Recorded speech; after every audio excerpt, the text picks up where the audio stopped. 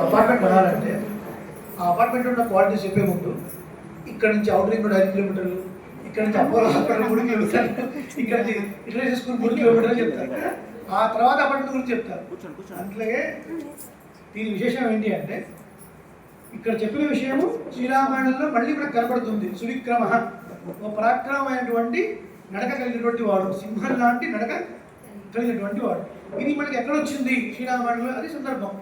వచ్చాడు విశ్వామిత్ర మహర్షి ఉన్నారు, రామలక్ష్మణుడు ఉన్నారు, జగదేకలోకి వచ్చారు. రావణ మహర్షి మీ లాగతోని విధుల ఆవడం అయిపోయింది అని చూసి పక్కన ఇద్దరు చూశాడు, రాముణ్ణి లక్ష్మణుడు చూసి వెంటనే ఒక మాట అన్నాడు, ఇమౌ కుమారో భద్రంతే దేవతుల్య పరాక్రమౌ గజసింహ గతి వీరౌ శార్దూల వృషభోపమౌ. ఏం నడకండి వీడు, నడక శార్దూల గతి, గజగతి, సింహగతి, ఏం నడక వీడు? చూడడానికి దేవతల యొక్క మూర్తి మధ్య తేజస్తో కనబడుతున్నారు. వీళ్ళకి మంగళమవుగాక అని ఆశీర్వదించి వీళ్ళెవరు? ఇమౌ ఇద్దరు నిజాలతో అద్భుతమైనటువంటి కుమారుడు, చక్కటి తేజస్సులైనటువంటి వారు.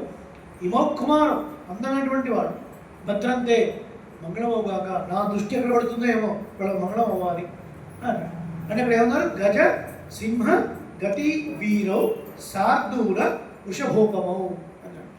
నడక సౌందర్యం చాలా ఇంపార్టెంట్. ఇవన్నీ మనం శ్రీరంగంలో చూడవచ్చు కదా, నంబెరపాడు ఉత్సవాలు చూడవచ్చు.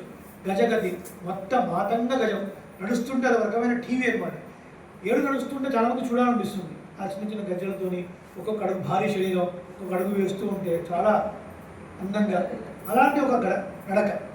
గజ సింహం పరాక్రమంతో కూడినటువంటి ఒక సింహం.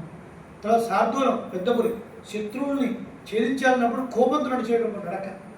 తర్వాత వృషభం ఎద్దు, అంటే శత్రువులకు రొమ్ము చేర్చుకుని మరి గంభీర్యంగా నడిచేటువంటి ఒక వీర్యంతో నడిచేటువంటి నడక. ఈ నడకలన్నీ కూడా వీళ్ళలో ఉన్నాయి అని చెప్పాడు. సువిక్రమ సింహం అంటే నడక కలవాడు.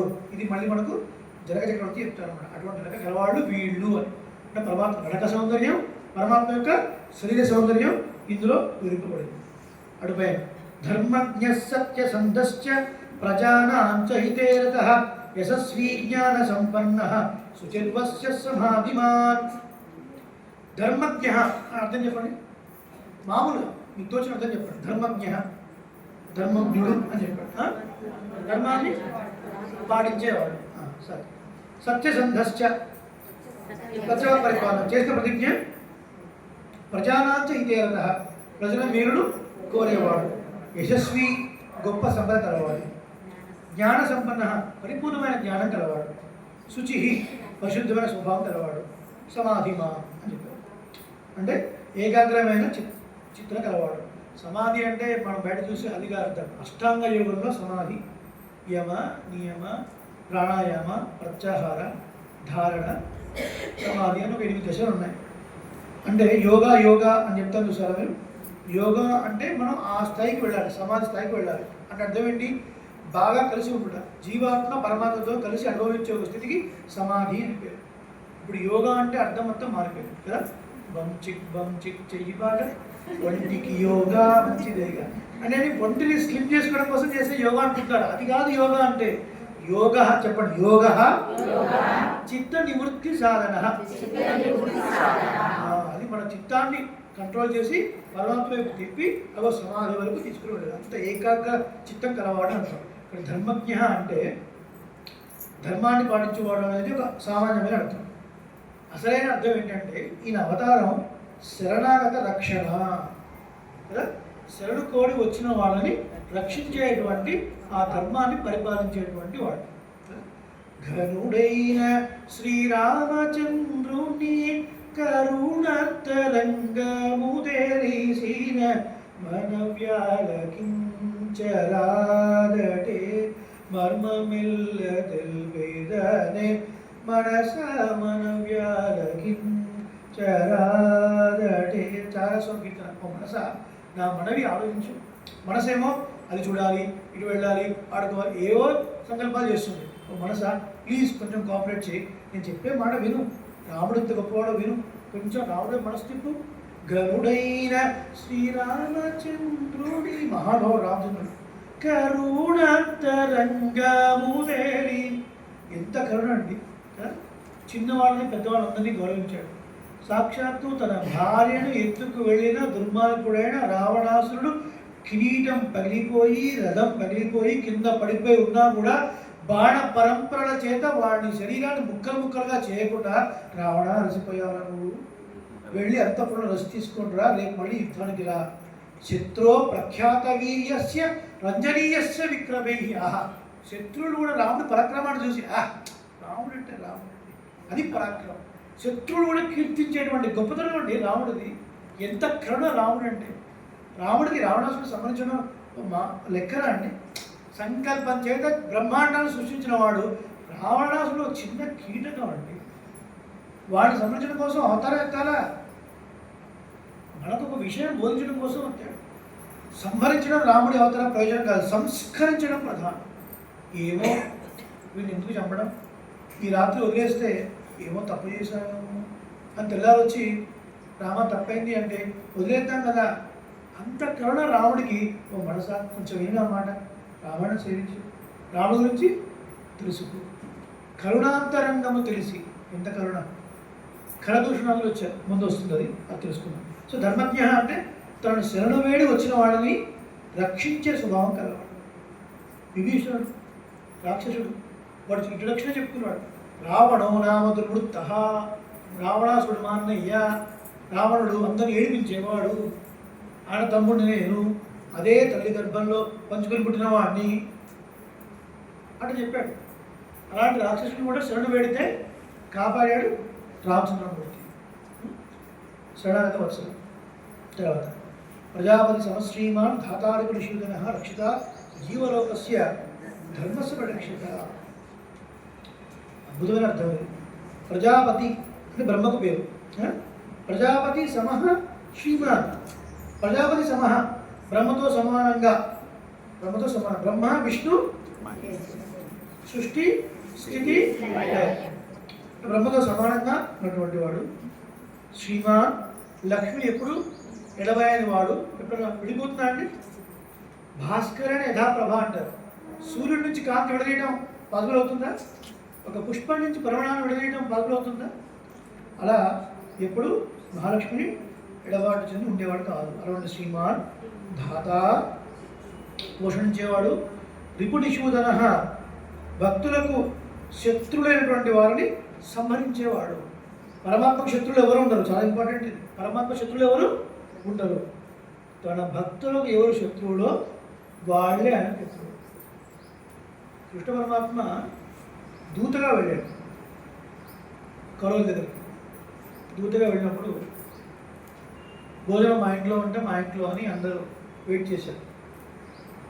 భీష్ముడు అనుకున్నాడు, ముందు దుర్యోధనుడు చక్రవర్తి సామ్రాట్, మా ఇంటికి రాకుండా ఇంటికి పోతాడు, కృష్ణుడు మా ఇంటికి వస్తాడు అనుకున్నాడు. కానీ కృష్ణుడు వారికి కాదు. భీష్ముడు కురువృద్ధుడు, భీష్మ పితామహ మా ఇంటికి వస్తాడు అనుకున్నాడు. ద్రోణాచార్య బ్రాహ్మణ వంశం మా ఇంటికి అవ్వదు, ఇంటికి వస్తాడండి, మా ఇంటికి రాలేదు. ఎవరింటికి పోయాడు? విదురుడింటికి పోయాడు. విదురింటికి పోయాడు. విదురుడు ఎంత సంతోషపడ్డాడంటే పరమాత్మ కూర్చొని ఒక్క నిమిషం ఆగు అని ఆయన వేసిన చాప మీద ఒకసారి కూర్చొని లేచి పరమాత్మ ఏమైనా కూర్చున్నావు అంటే, ఏమో దుర్యోధనుడు ఉప్పు తిని వాడు ఏదైనా అపకారం నిలబెట్టాడో, ఈ ఆసనం కింద కూడా ఏమన్నా పెట్టాడేమో తెలియదు, నీకు అపకారం తెలియదు పరమాత్మ అని కూర్చోబెట్టాడు. అటువంటి తీసుకొని తీసి ఆ పండును పడేసి పెడుతున్నాడు. పరమాత్మ వచ్చిన ఆనందంలో అంత స్వీకరించాడు. అది కూడా స్వీకరించాడు. తన భార్యను అయ్యో అపచారం అంటే అప్పుడు చూసిన తర్వాత ఏం పర్వాలేదు, నువ్వు ప్రీతితోని ప్రేమతో నువ్వు వేడి పెడితే స్వీకరిస్తాను. తర్వాత అడుగుతున్నాడు దుర్యోధనుడు, ఏమిటి మాంచైవ అతిక్రమ, భీష్ముడిని ద్రోణుని నన్ను కూడా అతిక్రమించి, అహంకారం, నన్ను కూడా చక్రవర్తిన నన్ను కూడా కాదని, కిమర్థం కుశల భోజనం, దాసీకుమారుడైనటువంటి ఆ విదురుడింట్లో భోజనం చేసావు కృష్ణ ఏమిటి? అప్పుడు కృష్ణుడు చెప్పాడు, ద్విషదండం న భోక్తవ్యం, ద్విషంతం నైవ భోజయేత్ కదా. శత్రువుల ఇంట్లో ఆనందం వద్దు, శత్రువులకు అన్నం పెట్టొద్దు అన్నాడు. ఇప్పుడు శత్రువులు ఏంటిది? మనందరూ బాగా పడతాం కదా, నాకు నేను కాకపోవచ్చు, కానీ ఏంటి నువ్వు పాండవులకు శత్రువు. కాబట్టి నా భక్తులకు ఎవరు శత్రువో వాళ్ళకు శత్రువు. పరమాత్మకు నేరుగా ఎవరు శత్రువులు ఉండరు. హిరణ్యకశిపుడు కూడా పరమాత్మ శత్రువు కానే కాడు కదా. ప్రహ్లాదుని ఇబ్బంది పెట్టడం వల్ల ఒక భావతత్వం ఇబ్బంది పెడితే ఆయన మాట నిజం చేయడం కోసం నృసింహ అవతారం వస్తుంది. సత్యం విధాతుం నిజభృత్య భాషితుం వ్యాప్తిం చ భూతేషు అఖిలేషు చాత్మనః. తన భక్తుని మాట నిజం చేయడం కొరకు ఒక భావతత్వాన్ని ఇబ్బంది పెడితే ఎంత తీవ్రంగా ఉంటుంది పడదని చెప్పడం కోసం నృసింహ అవతారం. ఎంత క్రూరంగా చేశాడు. ఒక్కసారి హిరణ్యకశిపుడు శరీరం చీల్చేస్తే ఇట్లా ఫౌంటైన్ లాగా పొందించాడు రక్తం. కురేషులు అడుగుతున్నారు, పరమాత్మ దేవతలు కానీ రాక్షసులు కానీ నీ పట్ల అపచారం చేయడం ఇదేం కొత్త కాదు కదా, ఎందుకయ్యా ఇంత గొప్ప ఇంత ఇంత ఇంత అవతారం తీసుకుని ఇంత ఉగ్రంగా గ్రగ్ర ఇలా నాలుక బయటకు వస్తే నాలుక చివరి భాగం ఇంద్రుడి యొక్క వజ్రాయుధం లాగా ఉంటుంది. ఇంద్రుడి యొక్క వజ్రాయుధం వచ్చేది పురోమాయ కన్యదు నెత్తిమాయ అంటారు. ఇది కడుమమ్మాయి ఇక్కడికి వెళ్ళింది, కళ్ళు ఇక్కడికి వెళ్ళింది, కడుమమ్మని ఇక్కడికి వస్తే కళ్ళు ఇక్కడికి వచ్చాయి. అంత క్రూరంగా ఉన్నాడు. ఓ అర్థమైంది, నిన్ను ఎన్నన్నా నువ్వు భరిస్తావు కానీ నీ భక్తులు ఏమనంటే మాత్రం నువ్వు సహించవు, అందుకని ఇంత గురువులను తీసుకున్నావు. మహాలక్ష్మి కూడా రావడానికి భయపడింది. అయ్యో ఇంతమంది ఇందు రూపాయలు చూసాం కానీ నాలుగు కాదు బాబు. మళ్ళీ ప్రహ్లాదులే వెళ్ళి శాంతి చేశాడు. కాబట్టి పరమాత్మకి ఎవరు నేరుగా శత్రువులు ఉండరు. ఆయన్ని ఆశ్రయించిన వాళ్ళని ఎవరిని ఇబ్బంది పెడితే మాత్రం ఊరుకోరు. భగవద్భక్తుని మనం అపచారం చేయకూడదు. అటువంటి వాడు పరమాత్మ అని చెప్పారు. తర్వాత ప్రజాపతి సమశ్రీమాన్, ప్రజాపతి బ్రహ్మతో సమానంగా ఉన్నటువంటి వాడు. ఇది సామాన్య అర్థం. ఇది విశేష అర్థం గోవిందరాజు చెప్పారు. ఏం చెప్పారు? శ్రీమన్నారాయణుడు సర్వాధికుడు. తత్సమశ్చ చెప్పండి. తత్ సమశ్చ అభ్యధికశ్చ దృశ్యతే. ఈ ఉపనిషత్ వాక్యం. పరమాత్మకి సమానమైన వాడు కానీ ఆయనకన్నా ఎక్కువైన వాడు కానీ లేడు, వాడే పరుడు. అంత గొప్పవాడు కూడా వీళ్ళ ముగ్గురులో సమానంగా. శ్రీమన్నారాయణ మొట్టమొదటి అవతారం ఏమిటి? విష్ణు అవతారం. విష్ణు అవతారం కదా. అంత గొప్పవాడు బ్రహ్మతోని రుద్రుతోని సమానంగా ఉండి సృష్టి స్థితి లయలో ఒక పోర్ట్ఫోలియో తీసుకున్నాడు అని అర్థం అనమాట. వాడితో సమానమైన అర్థం కాదు. మీకు అర్థమైందో లేదు. ఇక్కడ అర్థము బ్రహ్మతోని సమానమైన వాడు రాముడు అర్థం కాదు. ఇక్కడ శ్రీమన్నారాయణకి సమమైన దైవం ఒకటి ఉంది అని ఎవరు చెప్పకూడదు. దానికన్నా పాపం ఇంకొకటి లేదు. నేనేం చెప్పట్లేదు. వరాహ పురాణంలో కైసిక మహాత్మ్యం ఒకటి ఉంది, అది చదవడం తెలుస్తుంది. కాబట్టి ఇక్కడ అర్థం ఏంటంటే అంత గొప్పవాడు అయినప్పటికీ కూడా ఒక విష్ణువు అనే అవతారం తీసుకొని వారితో సమానంగా ఉండి ఒక బాధ్యత స్వీకరించిన వాడు అని అర్థం అన్నమాట. తర్వాత రక్షిత స్వస్య ధర్మస్య స్వజనస్య చ రక్షిత వేద వేదాంగ తత్వజ్ఞో ధనుర్వేదే నిష్ఠిత. క్షత్రియ ధర్మాన్ని పాటించేవాడు, తన బంధువర్గాన్ని కాపాడేవాడు, అందరినీ ధర్మ మార్గాలను నడిపించేట్టుగా చేసేవాడు, సర్వశాస్త్రాలు తెలిసినవాడు, ధనుర్వేదాల్లో ఎక్స్పర్ట్ అని అర్థం. చూడండి, మన వేద సంప్రదాయంలో ఉందనుకోండి, కేవలం మనం మాత్రం ఆ సంప్రదాయాన్ని పాటించడం కాదు, మన చుట్టూ ఉన్న వాళ్ళని కూడా సంప్రదాయంలో ఉండేలాగా చేయాలి. అది మన ధర్మం. వర్ణాశ్రమ ధర్మాలు మారి మారి ప్రవర్తించకూడదు కదా. వర్ణాశ్రమాచారవతయ విష్ణు పరపుమాన్. వర్ణాశ్రమ ధర్మాలను పాటిస్తూ ఎవడు భగవంతుని ఆరాధిస్తాడో అటువంటి వాడి పట్ల ప్రీతి కలిగి ఉంటాడు పరమాత్మ. అది కాకుండా ఇంకొక విధానం లేదు, అని సంతోషపెట్టలేము అని చెప్పారు. కాబట్టి మనం ఏ ధర్మంలో ఉన్నామో ఆ ధర్మంలో 10 మంది ఉండేట్టుగా చేయడం రాముడి లక్షణం చెప్పారు. తర్వాత ప్రజాపతి సమశ్రీమాన్ దాతాళికు నిషూదన రక్షిత జీవలోకస్య ధర్మస్య పరిరక్షణ. ఇది అయిపోయింది అనుకుంటా కదా. ధనుర్వేద కృష్ణ కూడా అయిపోయింది. సర్వజన సుకుమాన్ ప్రతిభానమ సర్వలోక ప్రియ సాధు అధీనాత్మ విచక్షణ. అందరికీ అన్ని జనుల వాళ్ళకి ఇష్టమైనటువంటి వాడండి రాముడు అని. వీళ్ళు వాళ్ళని కాదు, అయోధ్య కట్ట చదవాలి. ఎప్పుడన్నా అరణ్యానికి పంపించినప్పుడు ఒక చైతన్యం లేని చెట్లు కూడా ఏడుస్తూ కనిపించాయి, వాడిపోయి కనిపించాయి.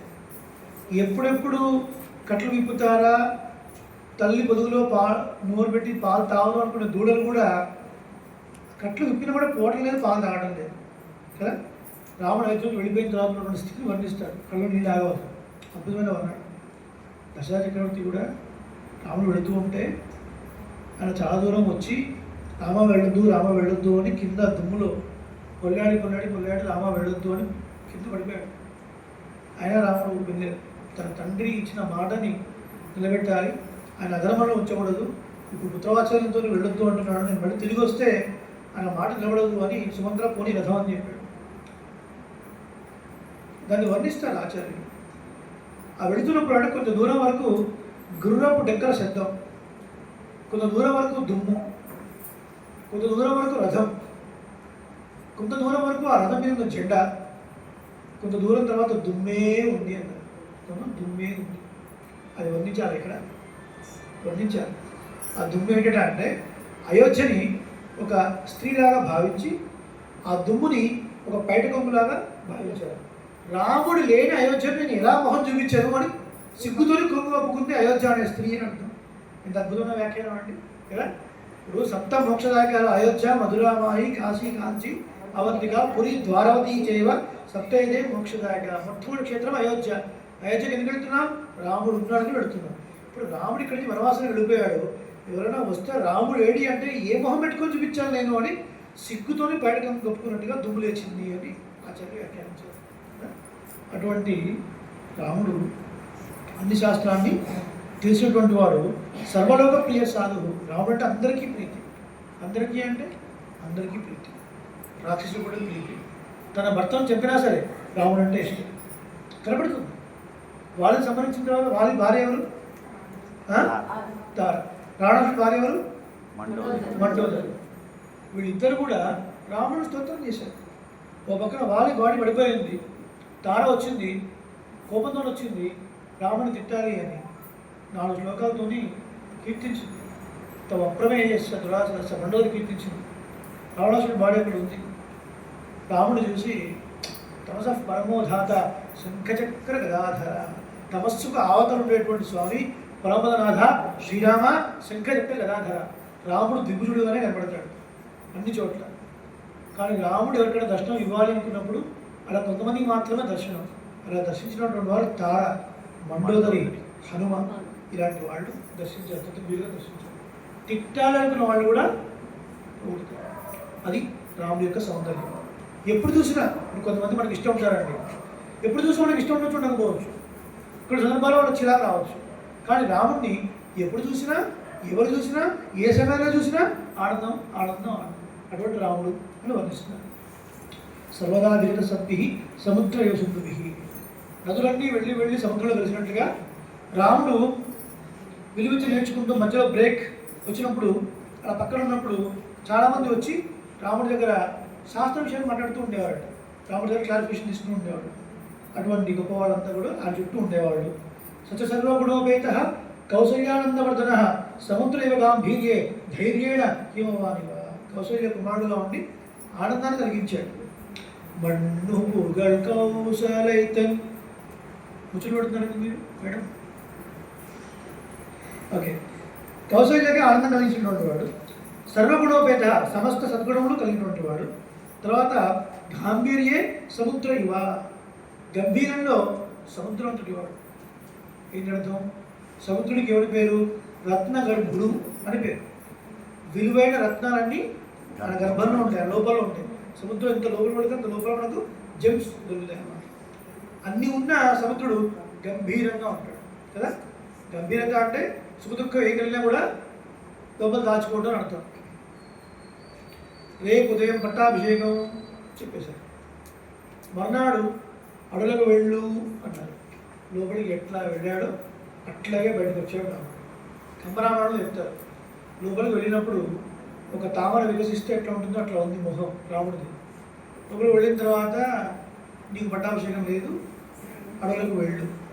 ఎవరు ఒప్పుకుంటారంటే, నువ్వు 10th క్లాస్ పాస్ అయితే నీకు ఐఫోన్ కొనిస్తాను అని అందరూ అనుకోండి. జగదీష్ గారు అనుకోండి, అనలేదు, అందరూ అనుకోండి. గోకులు, హేమ 10th క్లాస్లో ఇద్దరు టాప్ వచ్చారు.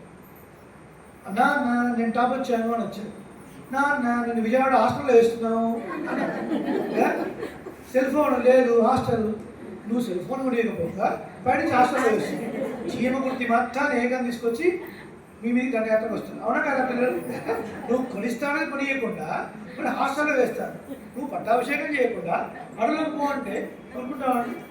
ఏమం లేదా బయటకు వచ్చాడు. వస్తున్నప్పుడు అక్కడ 1000 తామరలు వికసిస్తే ఎట్లా ఉందో అట్లా ఉంటుంది రాముడి ముఖం.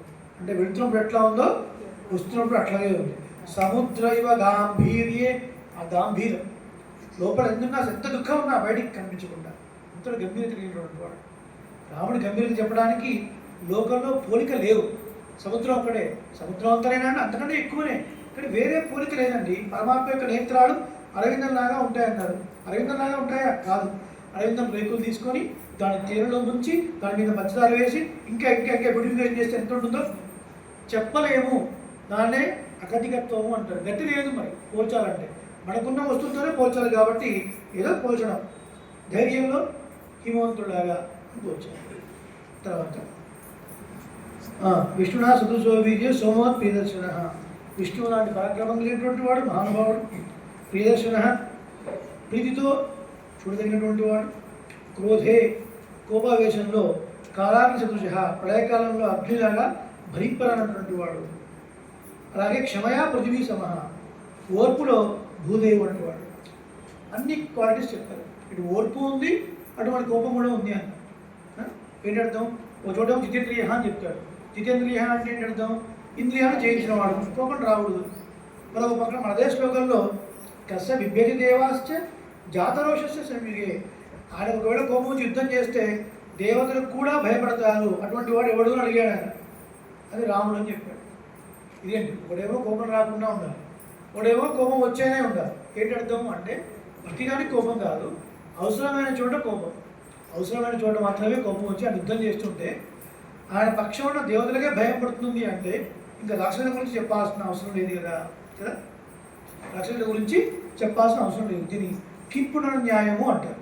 కింపునన్యాయము. ఇప్పుడు మీ అమ్మాయి పెళ్లి కుదిరిందండి, ఎంగేజ్మెంట్ చేశారు. ఎంగేజ్మెంట్ అసలు ఆ ఫంక్షన్లోకి వస్తుంటేనే కొంతమంది గులాబీ రేకులు మేమే చదువుతున్నారు, కొంతమంది పన్నీరు చదువుతున్నారు.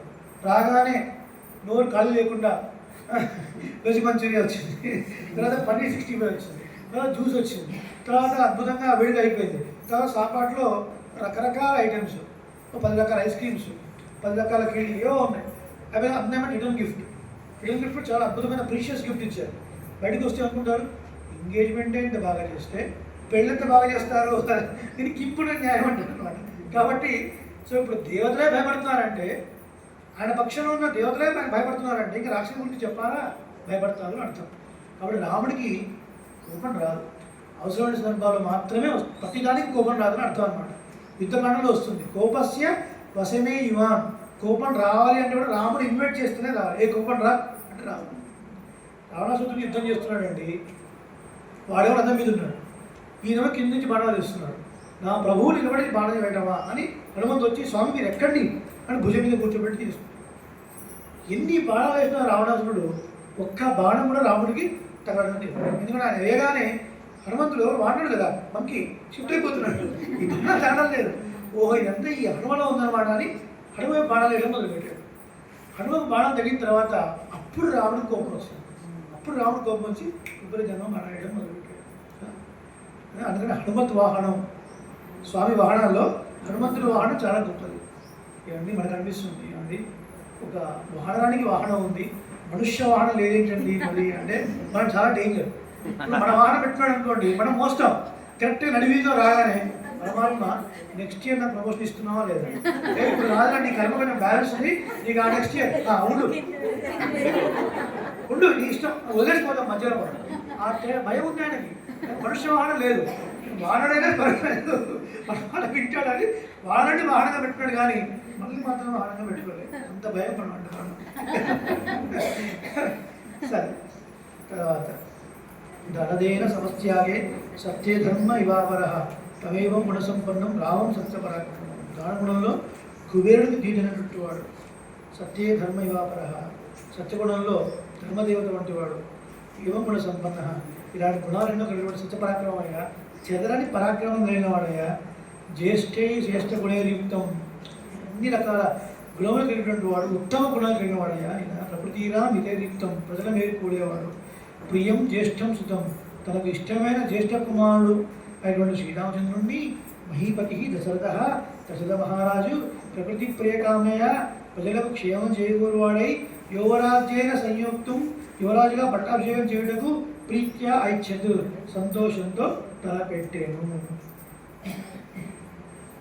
ఇవన్నీ డీటెయిల్గా చెప్పుకునే సమయం లేదు, పైపైన మాత్రం చెప్తున్నాడు దాసుడు. ముఖ్యమైన మాత్రం కొంచెం 1 మార్క్ క్వశ్చన్కి 10 మార్క్ ఆన్సర్ ఇస్తున్నాడు. ఓకేనా? ధనదేన సమస్యాగే దానగుణంలో కుబేరుడు దీటైనంత వాడు ఉన్నాడు. మనకి ఇదే సంక్షేమ రావడంలో చోటు వస్తున్నాడు.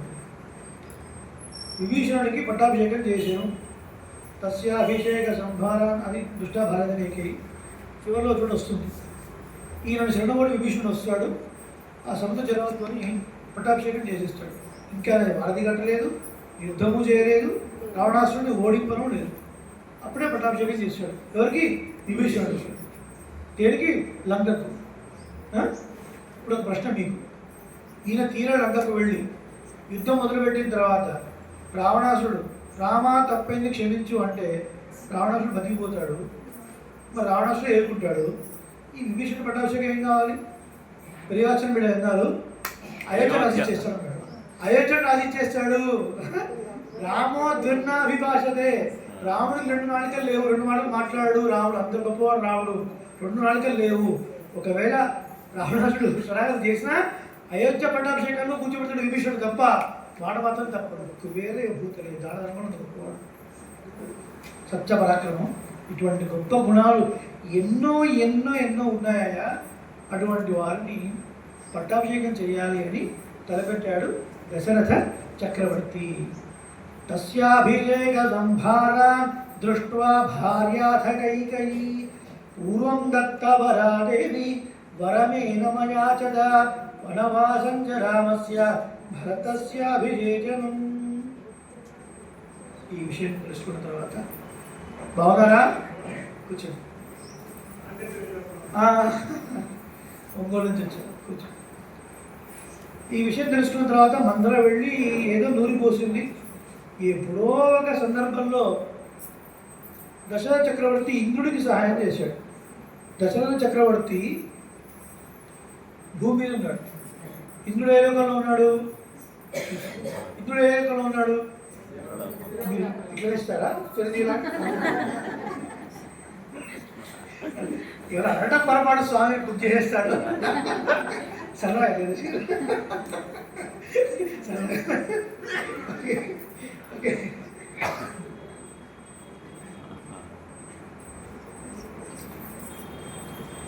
ఇంద్రుడు మనం చెప్పుకున్నా కదా, ఎవరు తపస్సు చేస్తున్నారంటే పేరెంట్స్ డిస్ట్రక్టివ్ డిపార్ట్మెంట్. ఆ డిపార్ట్మెంట్లో వాళ్ళని పంపించి డిస్టర్బ్ చేయడం. ఈ మధ్య మధ్యలో రాక్షసులు దండెత్తుతూ ఉంటారు. ఈ యుద్ధం చేస్తున్నప్పుడు ఇంద్రుడు చూస్తుంటాడు. వచ్చాడు ఎవరి కోసం? దశరథుడి కోసం. దశరథ 10 డైరెక్షన్లో రథం నడిపేవాడు. 4 దిక్కులు, 4 విదిక్కులు, పైన కింద అన్ని డైరెక్షన్లో నడిపేవాడు. దశరథ చక్రవర్తి వచ్చి ఆయన సహాయం చేసేవాడు యుద్ధంలో. అలా సందర్భంలో ఆయన యుద్ధం చేస్తున్న దశరథ చక్రవర్తి కూర్చోబోయాడు. కైకేయి కొంచెం తప్పించింది. సంతోషపడ్డాడు. నీకు 2 వరాలు ఇస్తాను కోరుకోవాలి. నాకేముందండి, పతియే ప్రత్యక్ష దైవం అని ఏదో మాట్లాడింది. నాకేం వరాలు వద్దు అంది. సరే ఎఫ్డీ చేసుకోమని చెప్పాడు. ఎఫ్డీ ఫిక్స్డ్ డిపాజిట్ చేసుకోండి. ఈ విషయం మనలో తెలుసు. మన వెళ్ళి you have to mature you FD, this is the right time అంది. ఈ ఫిక్స్డ్ డిపాజిట్ మెచ్యూర్ చేసుకోవాలి. ఎందుకు నాకు అవసరం ఏమొచ్చింది అని. రాముడి పట్టాభిషేకం అరే మంచిదే కదా అని ఓరిపించింది. రాముడు ఎవరు? కౌశల్యము. ఆయన పట్టాభిషేకం అయితే ఆయన యువరాజు చెబుతాడు. ఆమె పట్టప్రాణి. ఇక నీ సంతానం అంతా దాసం చేస్తూనే ఉండాలి. వాస్తవానికి రాముడికి ఆ ఉద్దేశమే లేదు. ఈమె నూరి పోసింది. ఒక కైకేయి కూడా ఉద్దేశం లేదు. చూడండి, మనం మంచిగా ఉండడం చాలా కష్టం. సమాజంలో గుర్తుపెట్టుకోండి, బాగా వినాలి. మనం మంచిగా ఉండడం చాలా కష్టం. మనం మంచిగా ఉందామన్నా ఉండని కొంతమంది అది వాళ్ళ ఆబ్జెక్టివ్. అది కార్పొరేట్లో కేఆర్ఏ అంటారు, కీ రిజల్ట్ ఏరియా అని ఎవరి ఇయర్ నాకు ఇస్తారు. ఈ సంవత్సరం మొత్తం నువ్వు ఏం సాధిస్తావు మొత్తం నాకు రాసి పెట్టు అని. KRA one of the KRA ఎదుటి వాడు చెడగొట్టడం కొంతమందికి ఉంటుంది అన్నమాట. మంచిగా వాళ్ళని ఏదో రకంగా చేసి మంచిగా వాడు ఓడలేదు. వాడు బాగున్నారా అంటే బాగున్నాడు అంటే అంత బాగున్నారా, అంత బాగున్నారా మీరు అట్లాంటి వాడు ఉంటారు అన్నమాట. వెళ్ళి ఏదో చేసేసింది. 2 వరాలు ఎఫ్డీ మెచ్యూర్ చేసుకోవాలి. సరే ఏం అడగమంటావు? అడుగు. భరతుడికి పట్టాభిషేకం రాముడు అడుగు వెళ్ళాలి. పూర్వం దత్త వరాదేవి వరవేన మయాచత. ఆ వరాలు అడిగింది. వనవాసంచ రామస్య భరతస్య అభిషేచనం. భరతుడికి పట్టాభిషేకం జరగాలి, రాముడు అడవులకు వెళ్ళాలి. ఎందుకు అంటే నేను చెప్పుకున్నాను కాబట్టి రిపీట్ చేయట్లేదు. ససత్య వచనాచైవ ధర్మపాశేన సంయత వివాసయామాస సుతం రామం దశరథ. ఇక్కడ దశరథ చక్రవర్తి సత్యవాక్ పరిపాలన, ధర్మము అనే పాశం, పాశం అంటే తాడు, దాని చేత కట్టివేయబడి తనకు ఇష్టమైనటువంటి రాముణ్ణి అడవికి పంపాను. పరాశర భట్టర్ వారు శ్రీరంగంలో కాలక్షేపం సాగిస్తుంటే నమ్మిళ్ళే ఒక ప్రశ్న వేశారు. ఇవన్నీ సాక్షాత్తు తండ్రికి ఎలా దశరథ చక్రవర్తి రాముడికి, అటువంటి వాడికి కూడా స్వర్గమే వచ్చింది, మోక్షం రాలేదు ఎందుకని అన్నారు. దశరథ చక్రవర్తికి మోక్షం రాలేదు, స్వర్గం మాత్రమే వచ్చింది. ఇంతకంటే నాకు కనబడుతుంది. పట్టవారు అన్నారు, సాక్షాత్ ధర్మమైనటువంటి రాముని పక్కన పెట్టి ఆభాస ధర్మాన్ని పట్టుకున్నాడు. ఏదో రాముడు తండ్రి కాబట్టి కానీ స్వర్గమైనా వచ్చింది, వాస్తవం నరకానికి పోయేవాడు, కానీ మరీ రాముడు తండ్రి నరకానికి పోయాడంటే బాగుండదు కాబట్టి స్వర్గం ఏదో వచ్చింది అన్నాడు. అర్థమైందా? రాముడు సాక్షాత్ ధర్మం. ఈయన ఏదో మాటిచ్చాడని, ఎప్పుడో కైకేయికి మాటిచ్చాడని సాక్షాత్ ధర్మమైనటువంటి రాముడిని కాదనుకొని ఈయన మాట మీద నిలబడాలని ధర్మపాసేన సంయత, ధర్మం అనే తాడుకు చిక్కుపడ్డాడు దశరథ చక్రవర్తి. చూడండి, ఆభాస ధర్మం అంటే ధర్మంలాగా కనపడేది కానీ ధర్మం కాదు. ధర్మం అంత సులభం కాదండి. సామాన్య ధర్మం, విశేష ధర్మం. అబద్ధం ఆడకూడదు, సామాన్య ధర్మం. ఒక వేటగాడు ఆవు తరుముకుంటూ వస్తున్నాడు చంపాలని, మీ ఆశ్రమంలో దాన్ని దాచిపెట్టారు. వేటగాడు వచ్చి అడిగాడు ఆవు వచ్చిందా అని, అరెండో పోయింది అన్నారు, అబద్ధం ఆడారు. ఇది తప్ప? ఇది విశేష ధర్మం అండి, ఇది విశేష ధర్మం. ప్రాణిహితం కోరుకోవాలి, అది విశేష ధర్మం. ఇక్కడ సాక్షాత్ ధర్మమైనటువంటి రాముడు. రామో విగ్రహవాన్ ధర్మ, మూర్తి విభజించిన ధర్మస్వరూపమే రాముడు. ఈ మాట అన్నది వశిష్ఠుడు కాదు, విశ్వామిత్రుడు కాదు, దశరథ చక్రవర్తి కాదు, బ్రాహ్మణుడు కాదు, వేదాంత పురోహితుడు కాదు. ఈ మాట అన్నది మారీచుడు, రాక్షసుడు. రాక్షసుడైన మారీచుడు ఈ మాట అన్నాడు రాముడి గురించి. రావణాసుడు ఎత్తుకెళ్దామని వస్తున్నప్పుడు అన్నాడు అనమాట, అరే వద్దురా, రావణ మూర్తి మించిన ధర్మము వద్దు. అటువంటి ధర్మస్వరూపమైన రాముడిని పక్కన పెట్టి ఏదో మాట ఇచ్చాను అనే ఆ మాటకు కట్టుబడి రాముడిని అడవులకు పంపాను అని మహర్షి అందంగా చెప్పాడు. తర్వాత సజగామ బలం వీర ప్రతిజ్ఞాం అనుపాలయన్ పితృవచన నిర్దేశాత్ కైకేయా ప్రియకారణ. ఎక్సలెంట్ శ్లోకం. సహా వీర, వీరుడైనటువంటి రామచంద్రుడు, పితృవచన నిర్దేశాత్, తండ్రి యొక్క మాటను బట్టి, తండ్రి ఆదేశం ఏం లేదు, తండ్రి నేరుగా ఏం చెప్పలేదు, చెప్పింది కైకేయి. కైకేయా ప్రియకారణాత్, కైకేయి యొక్క ఇష్టాన్ని బట్టి, ప్రతిజ్ఞ అనుపాలయం, తండ్రి చేసిన ప్రతిజ్ఞను గౌరవిస్తూ అడవికి వెళ్ళాడు. నేను చెప్పుకున్నాను, అమ్మ నా గురించి తెలుసుకుంది ఇంతేనా? ఋషిలాంటి వాడిని తెలుసుకోలేదా నువ్వు? దీనికోసం వరాడికి ఎందుకు వేస్ట్ చేసుకున్నావు? నన్ను పిలిచి రామా వెళ్ళు అంటే వెళ్ళేవాడు కదా. కైకేయ ప్రియకరణాత్, కైకేయికి ప్రియం చేయడం కొరకు రాముడు అడవికి వెళ్ళాను. ఒక స్త్రీ ఆశపడిన రాజ్యం నాకెందుకు అనుకున్నాడు రాముడు. ఒక స్త్రీ ఆశపడిన రాజ్యం నాకెందుకు, నేనే రాజ్యంలో తులతూగాలి సంపదలతో ఉండాలి అని నేనేం అనుకోలేదు. కేవలం ధర్మమాశ్రితం, ధర్మాన్ని పాటించేవాడిని నువ్వు తెలుసుకోలేకపోయావు అమ్మ. అనవసరంగా నువ్వు వరాలు అడిగావు, పిలిచి పంపిస్తే వెళ్ళేవాడిని, కానీ నాకు దీని మీద ఏమీ ఆశ లేదు అని వెళ్ళిపోయాడు రామచంద్రమూర్తి. తమ ప్రజంతం ప్రియో భ్రాత లక్ష్మణోను జగామ స్నేహాత్ వినయ సంపన్న సుమిత్రానందవర్ధన. సుమిత్రకు ఆనందాన్ని చేకూర్చేటువంటి వాడు అటువంటి లక్ష్మణుడు. రాముడి అనుగుణంగా రాముడిని వదిలి ఉండలేక రాముడితో పాటుగా అడవులకు వెళ్ళాను. ఎవరు? లక్ష్మణస్వామి. స్నేహాత్ వినయ సంపన్న, స్నేహంతో అన్నేందు ప్రేమ కలిగిన వాడై, ఈయన వెళ్ళిపోతే రాజ్యం అంతా నాదే, హాయిగా సుఖం అనుభవించవచ్చు అనుకునే లక్ష్మణస్వామి. రాముడు ఇంటికి పెద్దవాడు, ఆయన కైంకర్యం చేయాలి. ఈయన స్వరూపమే శేషత్వము. శ్రీరాముడు పరమాత్మ, పరమాత్మ అయిన వాడికి జీవుడు అనేవాడు కైంకర్యం చేయాలి. అది చెప్పడం కోసమే లక్ష్మణస్వామి అవతారం. కాబట్టి నువ్వు ఎక్కడుంటే నేను అక్కడ ఉంటాను, నీకు కైంకర్యం చేస్తాను అని స్నేహాతు వినయ సంపన్న, రాముడి మీద ప్రీతితో స్నేహం చేత లక్ష్మణుడు కూడా వెళ్ళాడు. భ్రాతరం దైతో భ్రాతు సౌభ్రాతృ నడుదస్యం. రామస్య దైతా భార్య నిత్యం ప్రాణ సమాహిత. రావణుడు వనాలకు వెళుతూ ఉండగా సుమిత్రులకు పుత్రుడైనటువంటి తమ్ముడైనటువంటి లక్ష్మణుడు కూడా సోదర భావాన్ని ప్రదర్శిస్తూ వెంట వెళ్ళాను. తర్వాత రామసదయిత భార్య, శ్రీరాముడికి ప్రియులైనటువంటి భార్య కూడా నిత్యం ప్రాణ సమాహితమైనటువంటి సీతాదేవి కూడా జనకస్య కులేజాత. తర్వాత శ్లోకం, జనకస్య కులేజాత దేవమాయవ నిర్మిత సర్వలక్షణ సంపన్న నారీణాం ఉత్తమా వధూ సీతా పెనుగతారామం శశినం రోహిణీ యథా. ఆ శ్లోకంలో పాదం వరకు అర్థం చెప్తుంది. ఆ శ్రీరాముడితోని సీతాదేవి కూడా వెళ్ళింది.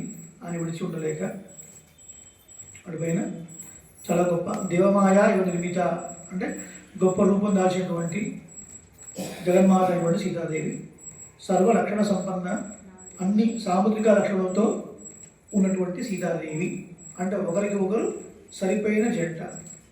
ఈ మాట మనకు సుందరకాండ కనపడుతుంది. రాముడు సీతాదేవి కోసం ప్రతిపిస్తూ ఉంటాడు. హా సీత కలవరిస్తూ ఉంటాడు.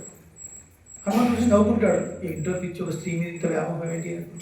ఆయన చక్రవర్తి రాజకుమారుడు, ఎవరితో ఎంతమంది చేసుకోవచ్చు. ఆయన ఏమో ఒక కామని పట్టుకోవడం అంతగా ఇష్టం. ఈయన బ్రహ్మచారికి ఏం తెలుసు, బ్రహ్మచారి కదా, ఇలాగేం తెలియదు. ఇంత ప్రేమన భార్య అంటే మరీ అనుకున్నాడు. కానీ అశోకుడిని వెళ్ళిన తర్వాత సీతాదేవిని చూసిన తర్వాత అప్పుడు అర్థమైంది, అసలు ఈమె వదిలిపెట్టి ఎట్లా ఉంటున్నాడు రాముడు ఇంతకాలం నుంచి. బ్రహ్మచారి కూడా అర్థమైంది. అప్పుడు అన్నాడు, తుల్యశీల వయోవృత్త తుల్యాభిజన లక్షణ రాఘవోర్హతి వైదేహి తంజేయమసి దేక్షణ.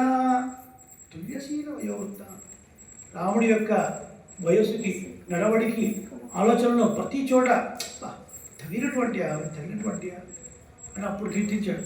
సాముద్రిక లక్షణాలు ప్రతి అంటే ఆడవాళ్ళకు ఉన్న లక్షణాలు సీతాదేవి, మగవాళ్ళకు ఉన్న లక్షణాలు రాముడిలో, అలా ఒకరికొకరికి అద్భుతంగా ఉన్నాయి అని లాస్ట్లో ఒక మాట, తంచేయమసి దేక్షణ.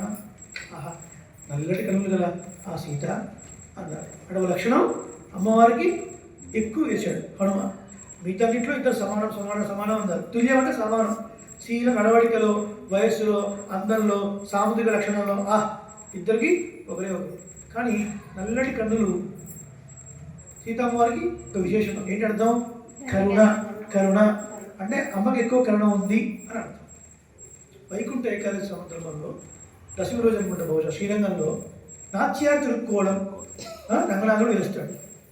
ఎప్పుడు ఈయన పరాశర భట్టర్ వారు కురత్తాళ్వాన్ ఆండాళ్ ఇద్దరు శారీరకంగా కలిస్తే పుట్టినవాడు కాదు.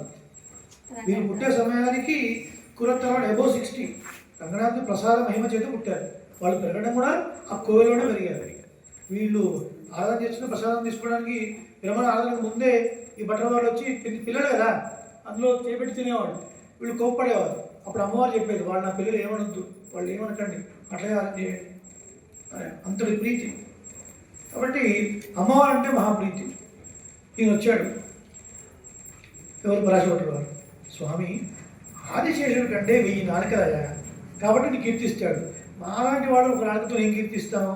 భట్రవారే, అయితే మీకు 1000 నాలుకలు ఇస్తారు, కీర్తించండి అని ఇస్తారు. ఇవ్వండి అన్నారు, ఇచ్చారు. అయినా కీర్తించలేదు. 1000 నాలుకలు ఉన్నా నీ కీర్తనలు చేయలేవు అన్నారు. అని తర్వాత సరే మేము వెళ్ళి అమ్మవారిని సేవిస్తాము సార్ అని. ఎప్పుడు చూసినా అమ్మవారి వైభవం చెప్తుంటాం. ఏమైనా అంత వైభవం అంటే అమ్మ వైభవం అమ్మదే అండి. సరే అని ఒకసారి పరాశర భట్ల వారికి నేను కూడా అందంగా కనపడతాను అని నాట్యాలు తిరుక్కోవడం, అమ్మవారి లాగా వేషం. చాలా అద్భుతంగా ఉంటారు నంపెరుమాళ్ సౌందర్యం. ముందు నుంచి ఎంత సౌందర్యమో వెనక నుంచి అంత సౌందర్యం, గొప్ప సౌందర్యం. నాట్యాలు తిరుక్కోవడంలో కనిపించాడు. భట్రవారు ఎట్లా ఉన్నా చూడండి అన్నారు. ఆహా, ఏమి సౌందర్యం కానీ ఎంత కష్టపడి వేషం వేసుకుంటే కానీ అంటే ఆ కరుణలో కరుణ, అమ్మ కరుణ కొంచెం ఆగే ఎక్కువ అన్నారు. అగో అంతటి కరుణ తంచేయ వసిదేక్షణ. ఎందుకు చెప్పిన విషయం అంటే చక్కటి సాముద్రిక లక్షణం కలిగినటువంటి సీతాదేవి ఆయనతో పాటే వెళ్ళరు. తులసి వయోవృత్తం సమన్వయం అన్నమాట. నారీనా ఉత్తమమైన స్త్రీ సీతాదేవి కూడా వెళ్ళను. ఎట్లా వెళ్ళను? శశినం రోహిణీయథ. అర్థమేంటి? చంద్రుడు వెంట రోహిణీదేవి వలె. చంద్రుడికి 27 మంది భార్యలు, అందులో రోహిణి అంటే ఇష్టం, ప్రీతి కదా. మరి చంద్రుడి ప్రీతి రోహిణి అంటే అది పక్కన పెడదాం. చంద్రుడిలో కొన్ని మచ్చలు ఉన్నప్పటికీ కూడా ఎంతగానో ప్రేమిస్తున్నారు. అట్లా ప్రియుడు వెంట ఏదో చూసి కాదు, ఆయనతో ఉండాలి అనే, రాముడితో ఉండాలని. రాముడు లేని లోకం అక్కర్లేదు, స్వర్గమైనా ఇంకేదైనా. రాముడు ఉన్న చోట అడవైనా సరే నాకు స్వర్గం లాంటిదే అని ఆమె కూడా వెళ్ళింది అని అర్థం. తర్వాత శృంగివేర పురేసూతం గంగాకూలే విసర్జయతు గుహమాసాది ధర్మాత్మ విషాదాధిపతిం ప్రియం పౌరై పురజనుల చేత పిత్రా దశరథేన చ తండ్రి అయినటువంటి దశరథ చేత కూడా 11:27 3 నిమిషాలు ఉంది. తర్వాత గుహమాసాది ధర్మాత్మ అంటే వీళ్ళందరూ రాముడు వెళుతూ ఉంటే అడవులకి కొంత దూరం వీళ్ళు వెంబడించారు. రామ రామ రామ వెళ్ళిపోయాడు. తర్వాత గంగా తీరంలో వదిలిపెట్టేశాడు. ఎవరు? సుమంతుడు. గంగా తీరం వదిలిపెట్టిన తర్వాత అక్కడ గుహేర సైతోరామో లక్ష్మణేన సీతయ తే వనేన వనం తత్వ నదీ స్థిత్వ బహూదకా. అక్కడ గుడితో పాటు సీత లక్ష్మణుడితో పాటు కూడా అక్కడ కలిసి ఉన్నాడు. ఆ తర్వాత ఆ నది దాటి వనంలోకి వెళ్ళి నదీ స్థిత్వ బహూదకా అనేకమైనటువంటి నదులను దాటుతూ వెళ్ళారు. చిత్రకూట మనుప్రాప్య భరద్వాజ శాసనాదు రమ్యమా వసదం కృత్వా రమమాణా వనేత్రయ. అద్భుతమైన శ్లోకం. భరద్వాజుడి యొక్క శాసనం మేరకు రాముడు అడవిలో వెళుతూ ఆయన పడి చూసుకుంటూ వెళ్ళొచ్చు. కానీ పెద్దలైనటువంటి వారు ఉన్నారు, ఆశ్రమాలు ఉన్నాయి అని కొంచెం దూరమైనా సరే వెళ్ళి ఆశ్రమంలోకి వెళ్ళి పెద్దలను సేవించి నమస్కారం చేసి వెళ్ళేవాడు. అలా భరద్వాజ ఆశ్రమానికి వెళ్ళిన తర్వాత ఎందుకు నమస్కారం చేసేవాడు ఆఫ్టర్ బ్రేక్ చూద్దాం. వెళ్ళిన తర్వాత అయ్యా ఎక్కడ ఉండమంటారు అని అడిగాడు భరద్వాజుడు. అన్నారు చిత్రకూటంలో ఉండండి అని. అప్పుడు భరద్వాజుడి యొక్క శాసనం మేరకు చిత్రకూట పర్వతంలో దగ్గర కొంతకాలం నివసించాను. రమ్యమా వసతం కృత్వా రమమాణ వనేత్రయ అందమైనటువంటి పరశాలను నిర్మించుకొని అక్కడ హాయిగా ఉండి వనేత్రయ వనము యందు ముగ్గురు ఆనందంగా ఉన్నారు అన్నారు. ఇదేనండి ముగ్గురు ఆనందంగా ఉండడం ఏంటి? అడవులకు వెళ్ళారు, పర్ణశాల నిర్మించుకున్నారు, ఇద్దరు ఆనందంగా ఉన్నారని చెప్పారు. ఎవరా ఇద్దరు? సీతారాముడు కదా. ఎందుకో చాలా కాలం తర్వాత ప్రైవేట్ టైం దొరికింది సీతాదేవికి. అక్కడ ఉంటే ముగ్గురు అత్తగారులు, 350 మంది అత్తగారులు. ఏది చేసినా ఒక సీతాదేవి ఇది బాగుందా అది బాగుందా, ఈ జ్యువెలరీ ఆ జ్యువెలరీ ఫుల్ హడావుడు. రాముడితో టైమే లేదు. ఆహా ఇప్పుడు అడుగు పడుతున్నాం, నో డిస్టర్బెన్స్, రాముడితో హాయిగా గడపచ్చు అని పెట్టారు. ఇప్పుడు వనంలో ఇద్దరు ఆనందంగా ఉండాలి అని చెప్పారు మహర్షి. ఏం చెప్తున్నారు? ముగ్గురు ఆనందంగా ఉన్నారు అంటారు.